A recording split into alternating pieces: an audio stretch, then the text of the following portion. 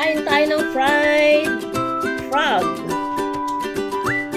Mainit ng panahon. Litong manok.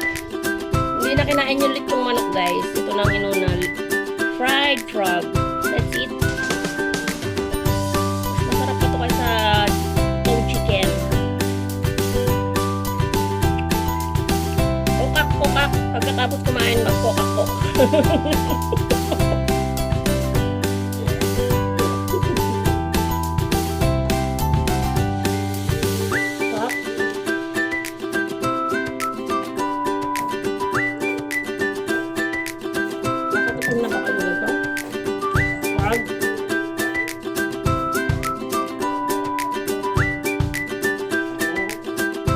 Fried frog.